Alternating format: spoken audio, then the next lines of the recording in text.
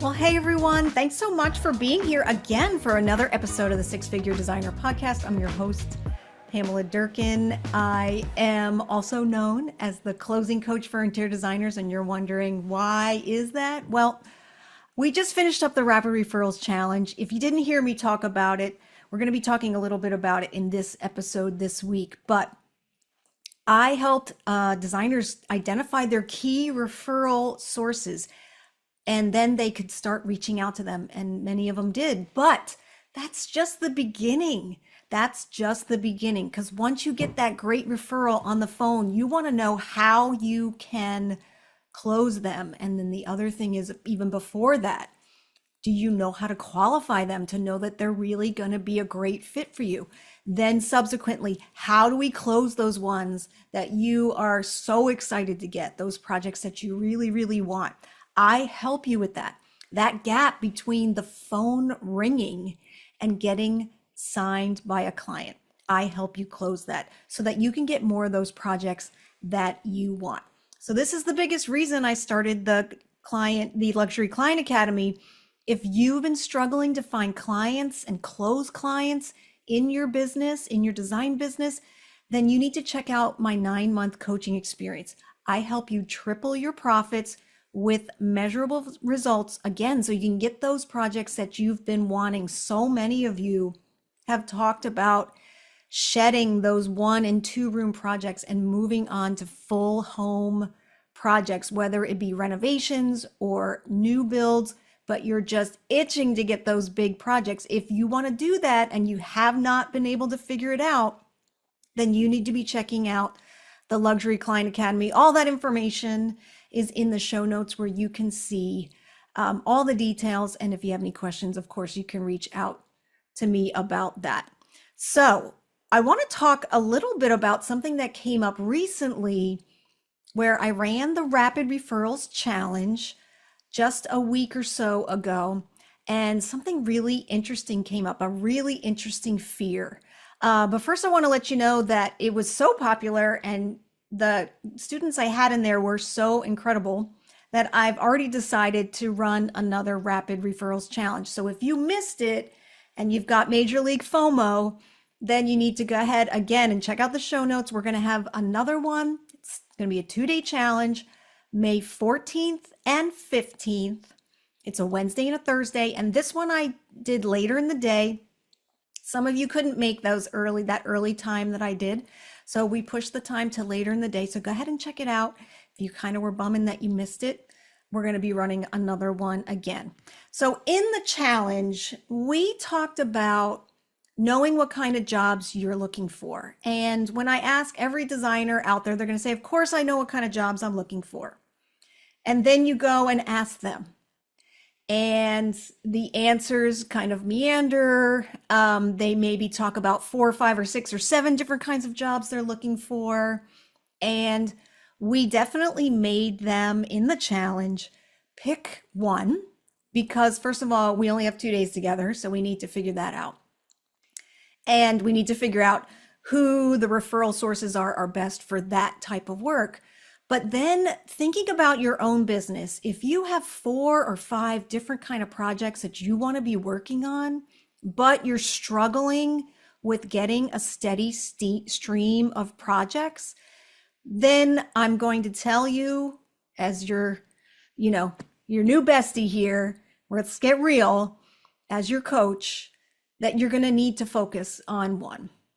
And the reason is because once you understand the process and you can get that ball rolling, yes, then you can move on to other things. And of course, if projects come along and the phone rings and it's something you want to do and it's not this one item that you've talked about, take it. I'm not saying don't take it, but I'm telling you, having a focus on the types of project or the type of project that you want most, that you want to be working on most, that is the most fulfilling, the most profitable, the most available in your area.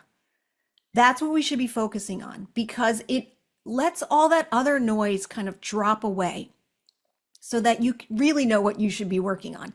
And each of these different areas. So the designers in the challenge had told me things like, I like new builds and renovations and commercial, and I want to do branding, and they just went on and on and on.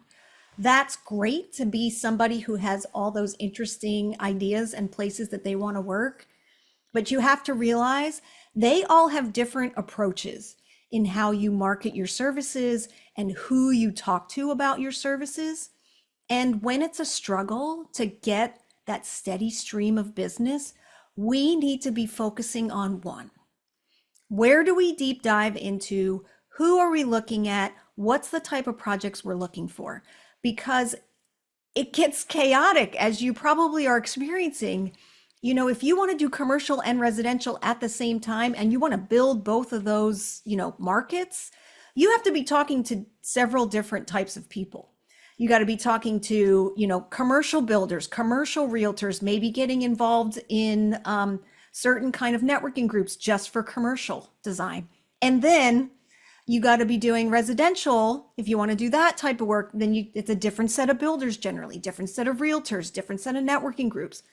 How many places can you be at one time?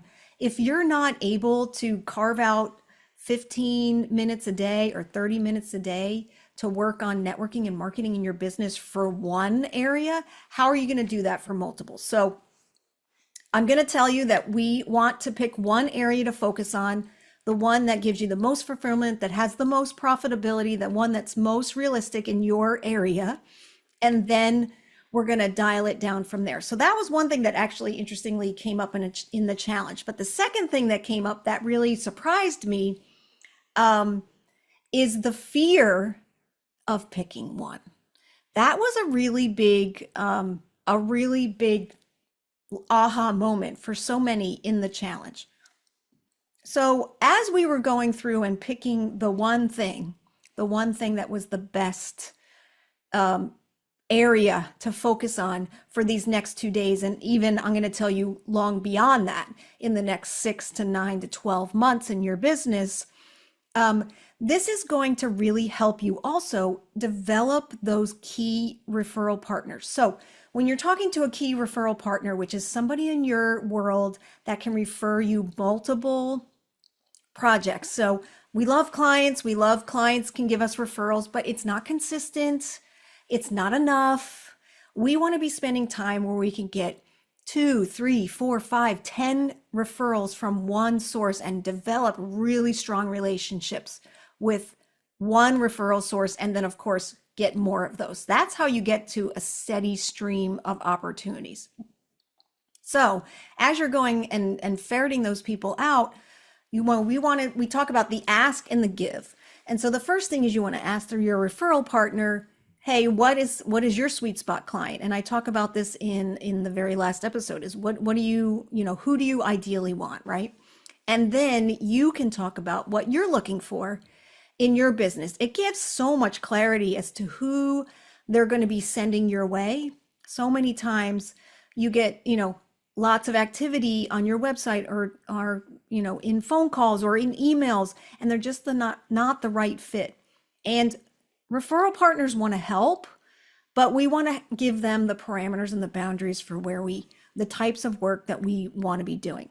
And when I approached the designers in the challenge and said, well, what kind of work do you want? This is when we went off the rails a little bit. There was a lot of fear around picking an area of expertise, an area that they wanted to bring in more projects, because there was fear. And the fear was, I'm afraid to limit myself. I'm afraid to push people away or tell people that that's not the type of work that I want to do. Believe you me, if your phone rings and you get a project or an opportunity that's in an area that's not your normal area, and it's something that looks great, it looks profitable, you've qualified the client, it's something you can manage, it's something you can make money on, it's something you're excited about, by all means, take it. Take the project. But I want you to be thinking about the majority. So you heard the 80-20 rule, right? The majority of your projects, the 80% of your projects are going to be in one area. more than likely going to be in one area. And as you do more and more of those types of projects, you become more and more of an expert. And when you become more and more of an expert, you can get those projects done so much faster because now you know the vendors, you know the details, you know how this project's going to move along. What has to happen? What's in your checklist? What do you have to be thinking about? As you get better at that, you can A, charge more because now you're an expert because you have all these projects under your belt. And B, you can get them done faster, which is much higher profitability. So I want you to be thinking about niching is actually, it's freedom. We are not limiting ourselves, but we're actually giving us more profitability and more freedom. So I have a coaching client currently who was taking on everything. I went and did a deep dive in her website, which is part of the Luxury Client Academy, is we look at what's going on. And what she had told me was there's a disconnect. Well, actually, she didn't tell me there was a disconnect. She said something weird's happening. I'm getting all these inquiries on my website, but they don't have the budget for the types of projects that I want to do, which are full scope design. And what she was doing was she was actually, I think in a 1 week or 2 week period, she got 9 inquiries. And she was literally palpitating because she's like, I don't know what to do with these 9 people. None of them have the budget that I need for full scope design. But interestingly enough, she was trying to get on the phone with them and convince them that they needed full scope design. And full scope design is in a whole different league than what these people said that they had to spend. And so what was happening is she was stressing out about how am I going to push these people into full scope design? How am I going to convince them to do full scope design when they're only willing to spend $5,000? And as we talked about it, I said, you have a disconnect here. The disconnect is one, that you're trying to push people who are not interested in full scope design into full scope design. That was the first thing. All those people, 100% of those people were looking for advice.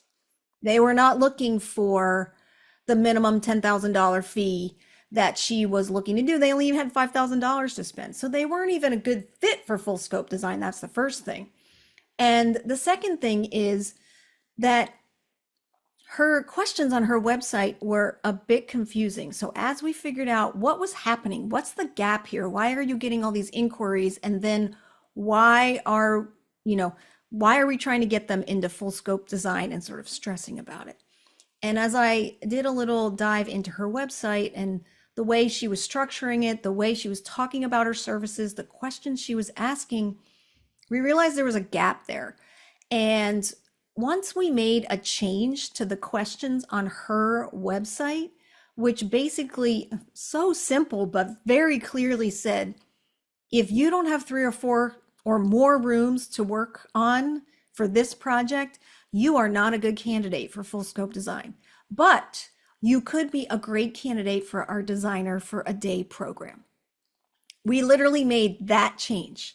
And believe me, she was very hesitant to do it. She was very worried about it. She said, I don't know. And it took a couple weeks for us to, talk it through, for me to convince her to make this change. So she finally made the change on her website. And I'm telling you, within 3 or 4 days, she had 3 incredible opportunities come through her website for full scope design services. And they all had 4 or more rooms. They all had nice budgets. Now there's some qualifying process that happens after the fact, but if you want to get the big swath on your website in terms of like, this is for you if, and this is not for you if, then you need to be doing that. So as we saw that she was being kind of unclear and wishy-washy and then hoping to convince people to go into full scope design, we realized that people were getting confused as to where they fit. So we figured out a way to help them self-select initially so that she was getting a lot less inquiries for full scope design. Well, actually, she was getting really nice inquiries for full scope design, but they were much more qualified.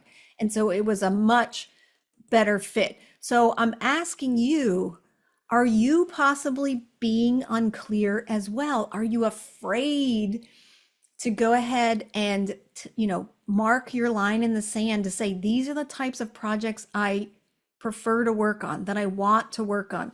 Whole house projects that include, and when we can't just say whole house, because we don't want the client to figure out what whole house means. We want to say that's a minimum number of X rooms, right? 3 or 4 rooms, 3 or 4 or 5 rooms, whatever it is. That really helps them self-select and then say, hey, if you don't have that, you might be a perfect fit for this other service. If you have a secondary service that's designer for a day or a room service or something like that, that could be a great way to say, you might not be a good fit for this, but we have this other option for you. And I want you to be thinking, like, are you being somewhat unclear? The other thing I did during the challenge is I actually checked out everyone's websites ahead of time because I wanted to get to know each of the people in the challenge. And it was very, very interesting. I noticed there was a little bit, again, of a disconnect between what people said their ideal clients were and what they were actually talking about on their website. And when I asked them, who do you want to be working with, they weren't as pointed as they maybe were on their website. So I want you to go ahead and check out your own website. Again, if you want to be part of the Luxury Client Academy, I will be looking at all of that for you and helping you see that. Sometimes it's really hard to see what's going on in our own business because we're super close to it. And I have that outside perspective. So if you're interested in that Luxury Client Academy and that experience where we do a deep dive into your business, which includes your financials, how you're presenting yourself, your website, and those sorts of things, then check out the links in the show notes.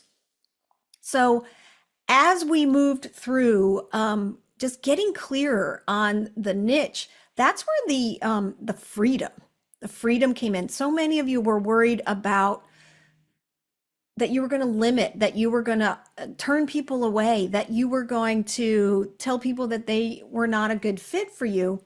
And I know it feels so unnatural to be like, I don't want to work with everyone. I'm not a good fit for everyone. But we all say that behind closed doors, that we know who we want to be working with. We have that ideal in our minds, but we just don't talk about it. So I want you to be looking at that and saying, am I being a little bit unclear or a little afraid to really dive deep into the type of work that I want to be doing? Now, you guys may also think, interior design, it's either residential, commercial, those are the only two. I honestly think that there's, two different verticals or two different ways to approach if you're doing renovations, if you're doing new home builds, or if you're doing straight decorating. Again, I feel that there's a lot of nuances there and we could really dive deep into that. So I want you to be thinking about very specifically, who is your ideal client and your ideal project? What do you want to be working on in your business? And it actually creates a lot of freedom because then we can get really focused instead of being like all over the place, trying to cover all the bases about the type of work that we want to do because it's all over the place. We can start to really deep dive into, I want to do just straight decorating projects. And then we can say, who are the people I should be talking to? Where are those referrals coming from? What kind of content can I be putting out there that is really speaking to that type of client? And we start to get, more and more pinpointed as to what to be talking about, what they're worried about, what they're looking to achieve, what those feelings are, what they want in those projects, and how we can help them. Oh my gosh, it makes things so much clearer. So take a look at your website, take a look at your information, see if you're being very vague in terms of we help everyone, we love everyone, we want to do everything. I don't want you to be doing that. I want you to be very clear as to we help this type of person do this type of thing. And hey, if this isn't you, then we might have another type of service or we might not be the best fit for you. So I want you to be thinking about that because that was one surprising fear that came up in the Rapid Referrals Challenge.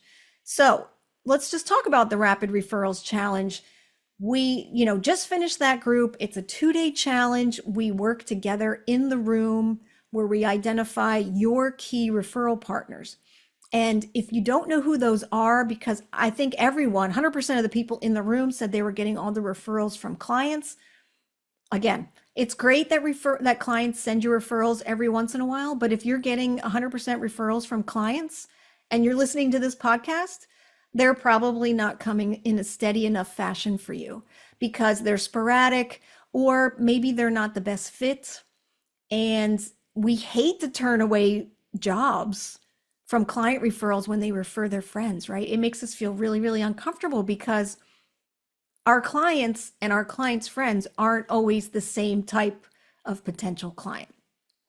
Just it has to do with, whether or not they have similar, philosophies about what design is and what it can do and budget levels and all of that. So it gets really, really hard to tell a referral that came to you from a past client, hey, we're not a good fit. That's why I'm a big fan of these key referral partners. So you probably don't know who those are in your area. That's one of the things we figure out in the challenge. And we figure out who's the best referral partner for the type of work that you're doing, for the ideal work that you want to be doing. And when you're speaking to your key referral partners, as you start to develop these relationships, you want to be asking them what kind of projects are they looking for? What is not just any project, right? What's their favorite? What is the types of projects they want to be doing more of? What are the types of people they like working with? It could be executives, it could be people relocating, it could be military families. Like, find out as much information as you can so that you know what they're looking for. And then in turn, they're going to say, well, what are you looking for? And I want you to be able to very clearly talk about the type of project that you're looking for, what your ideal is. It's not to say you won't take other things, but this is my, perfect client. This is my perfect situation. This is really what I'm looking to get more and more and more of because I'm an expert in this area, because this is what I do 80% of the time. This is the type of work that I do. So if you've been struggling with trying to figure out how to get those steady stream of projects that get that phone to ring, then you need to be in the Rapid Referrals Challenge. I'm running that other one coming up in May. It's May 14th and 15th. So you got plenty of time to block it out on your calendar. And it is $19 for you to join the challenge. And the reason it's $19 is because I want you to be there. So many times I've run webinars and events and people have come back to me afterwards and said, I had a contractor call me in the morning, so I had to change the meeting, or I had a client call me the day before and wanted to meet with me, and so I went ahead and did that. I want you to be putting this date on your calendar, these 2 days on your calendar, as if it's a client meeting, as if it's the most important thing that you're doing that week in your business. Because I guarantee you, this will bring thousands and thousands and thousands of dollars into your business, because you are going to walk away with an understanding of what you do, who you do it for, and what do they need from your services. It's a great way to spend 4 hours developing the next steps for your business. So we identify your key referral sources in the challenge, like the best ones for you in your area, so that we can figure out who you should be talking to. Then we craft the message that most appeals to them. So it's not what we think they want, but actually finding out what they're needing. What are they struggling with? What's the thing that no one else is really helping them with? And then how do our services match those needs? How do they meet those needs? And as we're crafting these very specific messages, these can be done via email, over the phone, or when you're networking with people.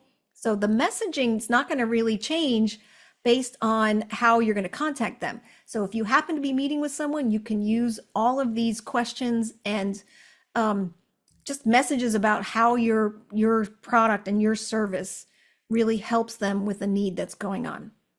So in the last challenge, everyone was so excited after day one. They literally were picking up the phone, sending emails, and contacting key referral sources even after day one. And they were doing things like just getting back in touch. Oh, I forgot. I talked to someone 6 months ago and we really wanted to do another project together. They had forgotten. Or They went and said, I've been meaning to set up a meeting with you or a lunch with you. Let's get that on the calendar. And then one of them was actually talking about planning a joint event. So that's what happened even after day one. Everyone got so excited about the potential of where these referral sources could go and how to spend that time in their business to really make a huge impact on the types of referrals that were coming their way, that they were picking up the phone, sending out emails right after day one. So if you've been needing the motivation, the accountability, or the words to say when it comes to actively looking for these great projects, then you need to be in the next Rapid Referrals Challenge. Client referrals are not going to help you grow your business consistently. So you need to spend your time where it really counts. And that's with those key referral sources. So if you're interested in the Rapid Referrals Challenge, go ahead and check out the show notes. If you are looking to go even further and join the Luxury Client Academy, again, information is in the show notes. Thanks you guys for listening. I hope you go back and look at all your websites and the content you're putting out there, and you get much more specific about the type of work that you're looking for, and thinking about that as you're going out in the world and talking to key referral sources. I hope that you learned, if nothing else, you've learned that from today's episode, and I will see you next time. Take care.